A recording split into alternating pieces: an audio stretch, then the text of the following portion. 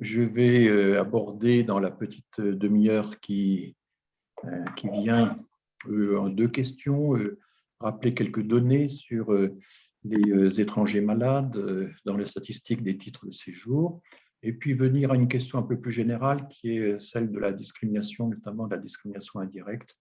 Toutes ces choses qui sont très mal connues. En fait, on connaît mal effectivement la question des titres de séjour, la question des réfugiés.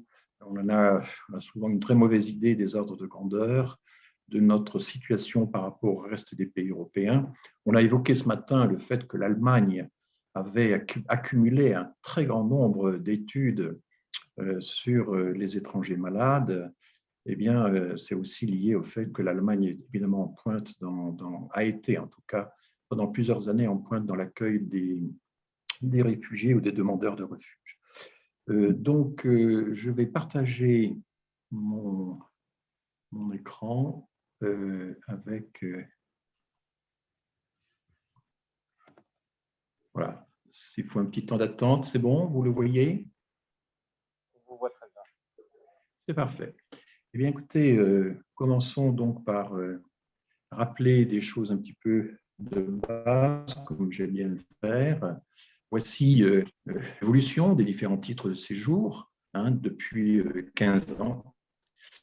Et vous voyez que dans cette nomenclature très agrégée, mais que le ministère de l'Intérieur précise dans certains tableaux, vous voyez que les réfugiés et les malades étrangers sont dans un même agrégat qui a un peu augmenté à cause de la crise de l'asile, c'est la moindre des choses, mais enfin pas de façon vraiment phénoménale. Les titres de séjour qui de loin ont le plus progressé ces dernières années, ce sont les étudiants internationaux, ça c'est une chose qu'on ne dit pas souvent. Les titres familiaux, que ce soit les familles de Français ou les familles d'étrangers, sont finalement extraordinairement stables à travers le temps et tendent plutôt à reculer. Et là, on a du mal à comprendre évidemment pourquoi ce regroupement familial lato sensu est l'objet de tant d'attaques de la part de plusieurs secteurs du monde politique. Et puis le travail, l'introduction directe de travailleurs, permise depuis la loi 2006 de Sarkozy, a un peu progressé. Elle a surtout progressé récemment avec les passeports talents. Il s'agit essentiellement d'une migration de travail sélective. Donc voilà un petit peu ce phénomène d'ensemble. Je ne vais pas commenter ça en détail. Je vais passer tout de suite au... Alors, j'arrive à... Voilà. Voici comment ont évolué les titres de séjour pour étrangers malades.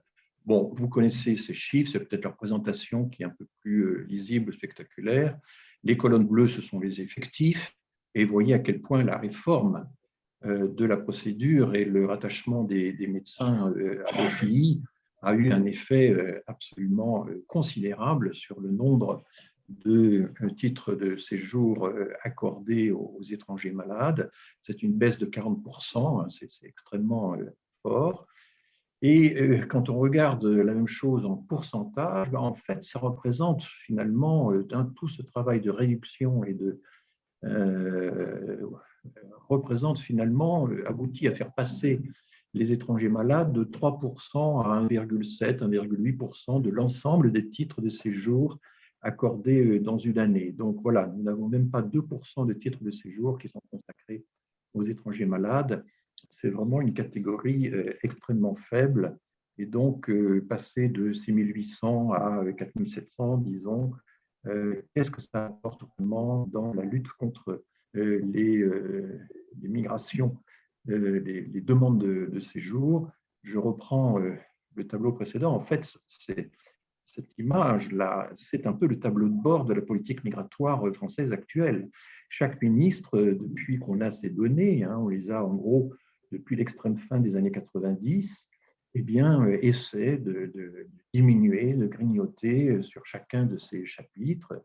On a tout fait pour réduire le regroupement familial en relevant tous les seuils de ressources, d'adhésion aux valeurs, de capacité à parler le français, etc. Les étudiants, on a essayé de les taxer, de les surtaxer, mais ça n'a pas marché parce que les universités ont résisté et le Conseil constitutionnel a décrété le principe d'une relative gratuité de l'enseignement supérieur. Et puis, on a accueilli les réfugiés, je dirais, le moins possible. Et finalement, c'est surtout le travail non saisonnier qui est l'objet d'une politique vraiment volontaire. Tout ça ne forme pas un tableau quand même très positif. Si l'on regarde alors la place de la France par rapport à l'afflux de demandes d'asile enregistré depuis janvier 2015, quand on additionne donc les 5 dernières années complètes, 4,4 millions de demandeurs d'asile ont été enregistrés dans l'Union européenne. 38% d'entre eux l'ont été par l'Allemagne, 11% pour la France, alors qu'elle représente 13% de la population de l'Union européenne. Mais vous voyez que le Royaume-Uni, lui, s'est complètement défaussé, enfin, à un degré vraiment impressionnant, pour ne pas parler de l'Europe centrale. Donc, nous faisons partie des pays qui font un certain effort, mais cet effort est tout de même très limité par rapport à celui que l'Allemagne a fait, en tout cas quand on dresse un bilan des 5 dernières années. Donc, quand même, 1,5 million de demandeurs d'asile ont été enregistrés en France depuis de janvier 2015 à décembre 2019. En gros, 25% et peu plus ont ont bénéficié d'une décision positive, quel que soit le type de refus. On a beaucoup parlé fin 2019 et début janvier 2010, quand il y a eu le débat au Parlement, du fait que les demandes d'asile baissaient en Allemagne alors qu'elles augmentaient en France. C'était tout à fait exact, mais il fallait replacer ça dans l'évolution depuis 2014. Et là, vous voyez que l'effort accompli par l'Allemagne a été considérable jusqu'à ce que l'accord de l'Allemagne puis de l'Union européenne avec la Turquie, accord qui n'a aucune base légale, qui est simplement une réunion de ministres de l'Intérieur. On n'a jamais trouvé une base vraiment légale à cet accord, mais vous voyez qu'elle est extraordinairement efficace, puisque les demandeurs d'asile sont maintenant, les réfugiés sont maintenant bloqués pour l'essentiel en Turquie ou en Grèce. Et là, vous imaginez tous les traumatismes effectivement que cela provoque pour des populations qui ne voient absolument pas l'avenir, de quoi sera fait l'avenir. Quand on reprend la peine de regarder ce que ça représente, l'enregistrement des demandeurs d'asile par million d'habitants, vous voyez que la France n'a pas fait grand-chose dans les années 2014 à 2016. Progressivement, la demande a monté. Nous sommes maintenant dans une espèce de moyenne européenne, un petit peu au-dessus de l'Allemagne.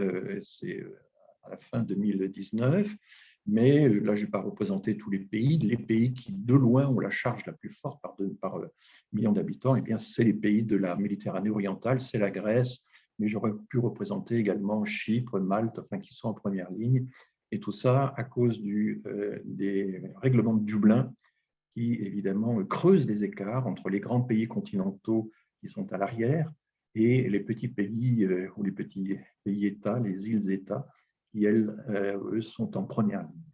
Donc, une injustice spatiale tout à fait flagrante. Oui, alors là, j'ai introduit d'autres pays. Vous voyez que la Suède, l'Autriche, la Hongrie, mais ensuite, ça va traîner. Les Pays-Bas on fait un effort au début, là, ensuite complètement stoppé. L'Allemagne a poursuivi, puis un peu l'Italie avant Salvini. Et vous voyez ce que je vous disais là, l'effort considérable qui maintenant est reporté sur Chypre, Malte, la Grèce, tous ces petits pays. Quand on prend la peine de regarder cette fois non plus l'enregistrement des demandes d'asile, mais les décisions positives et qu'on rapporte ça par million d'habitants et qu'on tient compte également de la richesse de chaque pays, puisque plus un pays est riche, plus il est susceptible d'accueillir, eh bien, le premier pays européen, vu sa richesse et vu sa population qui accueille les demandeurs d'asile, c'est Malte, suivi de l'Allemagne, qui, malgré sa richesse, malgré sa population, est quand même tout à fait dans le haut du tableau, avec la Suède, l'Autriche, s'intercale la Chypre, la Grèce. Et vous voyez que la France, eh bien, la France, contrairement à tout ce qu'on raconte, n'est pas débordée par la demande d'asile et encore moins par l'octroi de protection des réfugiés. Nous sommes à peu près à la moitié de la moyenne européenne ce qui n'est quand même pas très glorieux. Et puis ensuite, derrière nous, viennent un certain nombre d'autres pays, les pays de l'Europe orientale anciennement communiste, les pays de l'Europe du Sud comme l'Espagne et le Portugal, qui étaient longtemps des pays d'exil et non pas des pays d'immigration. Donc voilà, la France est très très en deçà de ce qu'elle pourrait faire dans l'accueil des demandeurs d'asile, c'est absolument clair. Et ce sont des choses qui ne sont absolument pas dites ou reconnues dans le débat public. Il y a vraiment un décalage entre les réalités et les discours qui est vraiment flagrant. Alors, un autre domaine où on a un décalage considérable, eh bien, c'est les discriminations. Quand on regarde le discours public sur les discriminations, ce qui domine finalement actuellement, y compris dans toutes les affaires récentes qu'on a, l'affaire de Grenoble par exemple, ou l'affaire de l'UNEF, enfin, tout ce qui s'est dit également autour de l'islamophobie, ce qui est frappant, c'est que dans tous ces débats, il n'y a quasiment jamais d'allusion à la réalité, à l'ampleur des discriminations, qu'elles soient ethno-raciales ou religieuses. Je rappelle que les discriminations ne sont pas des inégalités. Il y a des inégalités tout à fait proportionnées au diplôme, par exemple, qui font partie des inégalités légitimes. En droit, une discrimination, c'est un traitement défavorable qui applique un critère illégitime et les deux critères doivent s'additionner, n'est-ce pas, et dans des situations qui sont visées par la loi. Donc, par exemple, ne pas accorder les mêmes droits à une personne en raison de leur état de santé dans l'accès aux soins, eh bien, ça fait partie des discriminations qui sont reconnues dans notre code pénal. Le droit de la discrimination a été considérablement renforcé, démultiplié à partir des grandes directives européennes de l'an 2000. C'est en 2001 que, par exemple, la notion de discrimination indirecte apparaît pour la première fois dans notre droit à propos du droit du travail. Et c'est en 2008 que la définition de la discrimination directe et indirecte, j'y reviendrai, est expressément introduite dans notre législation. Et donc, le type même de la discrimination, c'est par exemple deux candidates semblables, elles ont le même CV, le même parcours, les mêmes diplômes, et à compétences égales, eh bien, l'une est retenue et l'autre rejetée. Tout ça pourquoi? Eh bien parce qu'il y a des signes perceptibles de leurs origines qui font qu'un patronyme, un pays de naissance, une origine, une allusion peut-être à une pratique associative qui pourrait être d'ordre religieux, etc., eh bien, tout ça suffit à diviser les chances d'accès à un entretien d'embauche quand on envoie un CV. C'est tout à fait considérable. Je rappelle que alors dans le livre que j'ai publié récemment, je résume un certain nombre de ces études qui ont été faites, ont commencé à être vraiment menées à la fin des années 2000, et en gros, ce qu'on appelle le taux de discrimination, c'est-à-dire de combien de pourcents vos chances sont-elles réduites en fonction de vos origines ethno-raciales ou religieuses. Eh bien, ces taux de discrimination, un peu partout dans les pays occidentaux, c'est l'INSEE qui a fait la revue de la question qui explique ça, en gros, c'est une diminution de moitié. Vos chances d'avoir un entretien d'embauche, si vous avez le malheur d'avoir des origines, des appartenances perceptibles à une minorité du Sud, eh bien, vos chances sont divisées par deux, mais ça peut être davantage dans certaines situations. C'est considérable. La discrimination ethno-raciale ou religieuse est massive dans notre pays. Elle concerne des centaines de milliers de personnes chaque année. Et ce qu'on ne comprend pas, ce qui est très très mal expliqué, c'est que tout ceci, c'est à diplôme égal, à compétence égale. Ce n'est pas simplement des inégalités brutes qui seraient observées comme ça de façon simplement en comparant des performances. On a le droit européen, et notamment la Cour européenne des droits de l'homme, mais également la Cour de justice de l'Union européenne de Luxembourg, ont considérablement élaboré la notion de discrimination. Et il faut toujours rappeler que certes, la discrimination active existe, qui consiste à traiter de manière différente des personnes se trouvant dans des situations semblables. Donc, il y a un déni de droit à certaines catégories de personnes, mais il y a aussi une discrimination passive. Et la discrimination passive ben, elle fait l'inverse, elle traite de manière semblable des personnes qui sont dans des situations différentes. Le cas, évidemment, typique, hein, ce sont les handicapés. Le fait de ne pas aménager d'accès aux bâtiments publics, par exemple, en tenant compte du handicap, eh bien, c'est un cas de discrimination passive, de discrimination par omission. C'est tout autant une discrimination que la discrimination active. Ensuite, on peut distinguer les discriminations selon qu'elles sont intentionnelles ou pas. Et il y a des discriminations intentionnelles, mais qui sont déguisées. On prend une mesure générale qui ne cible pas ouvertement un groupe, mais finalement, c'est bien ce groupe-là qui est visé et on entend le désavantager de façon disproportionnée. Alors, disproportionnée, c'est le terme directement traduit de l'anglais, hein, disproportionate. En français, on dit fortement surreprésenté, sous-représenté. Et donc, ces discriminations-là, il est très difficile de les déterminer en sondant les cœurs, en essayant de deviner les intentions des discriminateurs. La première chose à faire, c'est d'abord de mesurer les résultats, de regarder comment l'accès aux droits, et ça peut être l'accès aux soins, au logement, à l'emploi, à la promotion, etc., comment ces accès se distribuent en fonction d'un certain nombre de critères illégitimes. Et là, eh bien oui, il faut que ces critères illégitimes, on puisse enfin en avoir une statistique, même si c'est par des proxys. Hein. Par exemple, on n'a pas la race en France, mais enfin, quand on est originaire du continent, du sous-continent subsaharien et qu'on est soi-même enfant de personnes qui ont vécu là-bas et qu'on a pris la peine de poser des questions qui excluent les rapatriés de ce genre de groupe, on a quand même un très bon proxy des origines raciales, entre guillemets, et surtout, on est en mesure de savoir s'ils sont exposés aux discriminations raciales. Alors, il y a des discriminations indirectes non intentionnelles. On prend une belle mesure générale qui se veut neutre a priori, mais qui désavantage de facto. Voilà, donc un concours de culture générale, par exemple, eh bien, qui se veut neutre, peut en réalité avoir pour effet d'écarter des personnes qui n'ont pas eu la chance d'avoir une tradition familiale qui maîtrise cette culture générale. Voilà un exemple tout à fait typique. Il y a aussi, ça ce sont des notions beaucoup plus récentes, la discrimination par association, qui frappe par ricochet les proches d'une personne discriminée. L'exemple type, c'est c'est une personne qui soigne un malade, un proche malade, c'est le parent d'un enfant handicapé qui, à cause de la discrimination dont est victime cet enfant ou ce proche, doit lui-même, par exemple, abandonner son emploi ou réduire ses horaires de professionnels, et du coup, elle est elle-même discriminée parce que la personne dont elle s'occupe est discriminée. Ça, c'est discrimination par association ou par ricochet. On commence, c'est très récent, à s'en occuper.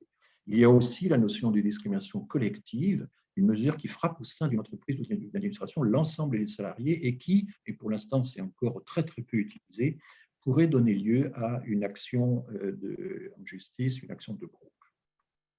Donc tout ceci est quand même assez complexe, assez compliqué, et il faut vraiment reconnaître que dans le débat public actuel, la conscience de tout ça, la perception de tout ça, elle est très, très réduite. Un très grand nombre d'hommes politiques l'ignorent totalement. La plupart des essayistes qui s'expriment dans un style très pamphlétaire sur ces sujets en France ignorent complètement la question. Je prends l'exemple de Pierre-André Taguieff, par exemple. Il va fulminer contre les personnes qui se disent discriminées dans la dimension ethno-raciale, mais jamais il ne fera aucune allusion à toutes les études et enquêtes qui font état de discrimination sur ces critères. Et du coup, on psychologise la chose en se disant que les personnes qui se plaignent de discrimination, finalement, font ça donne au jeu de la victimation ou de la victimisation. Imagine une sorte de mise à l'écart, enfin paranoïaque, etc. Donc il y a tout un vocabulaire psychologisant que les bons psychologues n'utiliseraient pas, je pense, et qui, finalement, pour se débarrasser d'un problème social ou racial, on le traduit en termes psychologiques. C'est une façon de se débarrasser du problème. Donc, je crois qu'il faut que les psychologues soient évidemment très attentifs à ça. Alors, comment s'informer un peu sur ces questions-là? Moi, je cite très souvent ce numéro triple de la revue Économie et Statistique, accessible en ligne, qui a déjà une certaine ancienneté et qui porte sur, au fond, les trois grandes mesures de la discrimination. Il y a l'approche indirecte, vous faites une analyse statistique des chances d'accès à toutes sortes de choses, l'emploi, la promotion, le logement, les soins, etc. Et puis, vous regardez toutes choses égales par ailleurs, à compétences égales, à âge égal, etc. Vous pouvez même contrôler, par exemple, les origines sociales et tout. Et s'il y a encore des différences dans la distribution des chances, eh bien, la présomption est très forte qu'il s'agisse d'une discrimination. Mais ce n'est qu'une présomption. En fait, quand on regarde d'enquête en enquête, c'est l'enquête Théo en exemple, trajectoire et origine, c'est toujours les mêmes groupes qui se retrouvent ainsi dont on dégage ainsi les situations discriminées. Et donc, il y a une véritable objectivité dans cette méthode. L'approche expérimentale, évidemment, beaucoup plus probante pour certains scientifiques, c'est le fameux testing, non pas le petit testing dimension microscopique et fortement médiatisé que SOS Racisme a l'habitude de pratiquer, mais enfin qui n'a pas beaucoup d'effet, mais le testing de masse, c'est-à-dire qu'on envoie des milliers de CV fictifs à des centaines et des centaines d'employeurs réels. Et on envoie souvent des paires de CV qui ne se distinguent que par une variable, qui en fait renvoie aux origines ou renvoie à l'apparence physique, etc. Et on regarde quelles sont les probabilités, donc, eh bien, d'être, par exemple, d'avoir accès à l'entretien d'embauche. C'est très difficile à mener, beaucoup plus compliqué qu'on ne croit. Et dans mon livre, je cite de très grands exemples. Il y a Yannick Lorty, il y a Anne-Marie Valfort, qui a fait un très, très beau testing. On a pu mesurer ainsi le fait que même à origine égale, pour les personnes venant du même pays du Proche-Orient, la religion fait encore une différence, introduit encore une différence dans l'accès à l'emploi, par exemple. Et donc, la discrimination religieuse s'ajoute à la discrimination ethno-raciale. Et puis, vous avez aussi des approches subjectives qu'il ne faut pas négliger, la discrimination déclarée, ressentie, dont tout montre qu'elle est très, très fortement corrélée à la discrimination objectivement expérimentée. Dans le domaine des soins, les travaux sont beaucoup moins avancés. Je vous signale qu'il vient de paraître il y a quelques jours, alors là je me permets de faire de la publicité pour l'Institut Convergence Migration, mais nous sommes quasiment entre nous, donc est paru, vous voyez, il y a hier, enfin avant-hier, un numéro de la revue en ligne De facto, la revue donc, de l'Institut Convergence Migration, inégalité et discrimination dans le soin français. Alors vous verrez que parfois ces études sont plus programmatiques que riches en résultats. Ce sont souvent des études en cours, mais voici le sommaire. Il y a la fameuse question des médecins à diplôme étranger. Il y a la façon dont sont perçus, quel est le rôle des stéréotypes, et qui sont souvent parfois des volontés de bien faire, et qui se traduisent par des prises en charge inégales, par exemple vis-à-vis des Africaines, pour lesquelles on a toute une série d'idées préconçues du point de vue de la maternité, par exemple. Les perceptions des professionnels soignants, de façon générale, dans les discriminations. Donc, Elie Azria fait part un peu de son expérience. Et puis, Mathieu Ichou, sociologue à l'INED, étudie le renoncement aux soins dans le système de santé français. Voilà quelques aperçus mais évidemment, ce que j'ai déjà entendu ce matin et ce qui va venir dans le reste du colloque va évidemment susceptible d'enrichir considérablement ce tableau. Je voudrais terminer sur le problème de la discrimination systémique. Qu'est-ce que ça veut dire? Vous savez qu'elle est l'objet d'attaques extrêmement violentes de la part des essayistes ou des publicistes, de la part des éditorialistes de journaux, discrimination systémique, institutionnelle, discrimination d'État. On a l'idée que finalement la République, d'une certaine manière, par nature, par ses idéaux, serait immunisée contre les discriminations. En fait, il n'en est rien, il y a un écart entre l'idéal et la réalité. Et je dis souvent, je reprends la fameuse phrase de Jean Jaurès, aller à l'idéal pour comprendre le réel. Il y a des gens qui sont propriétaires de l'idéal et qui n'ont pas tellement envie qu'on regarde le réel. Et je pense que nous, les chercheurs, nous, les cliniciens, les sociologues, etc., notre métier, notre vocation, notre devoir, c'est de mesurer l'écart qui sépare la réalité de l'idéal. Et donc, c'est comprendre le réel pour aller à l'idéal. Je crois que c'est ça la formule. Alors, vous avez ici un exemple tout récent, 26 mars 2021. Vous voyez, c'est vraiment tout récent, je suis à jour.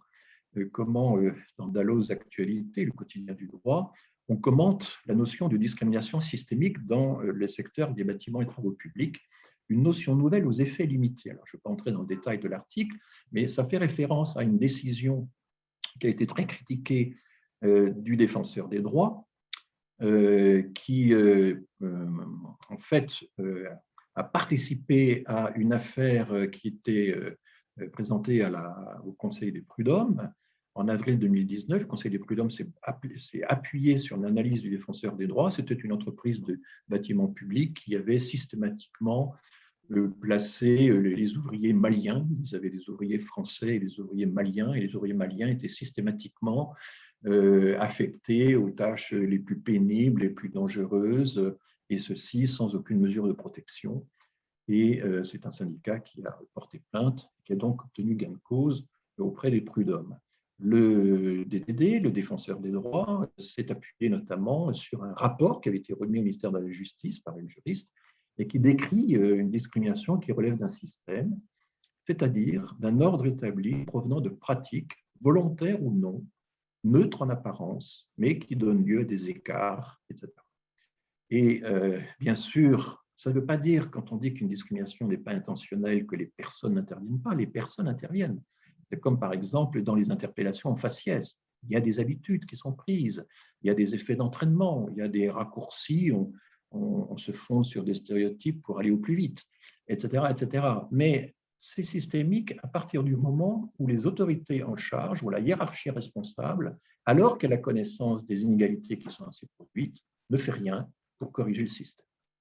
Et c'est comme ça que moi-même, j'appliquerai ceci. Ce n'est pas nécessairement un plan systématiquement ourdi par une organisation, mais c'est le fait qu'une organisation ayant vent par toute une série de protestations, de mesures, etc., de pratiques discriminatoires au sein de son administration, ne fait rien pour agir.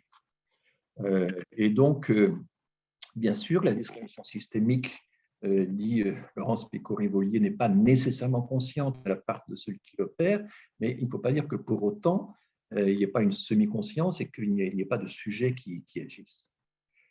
Alors, tout ceci est un peu compliqué et je conclurai en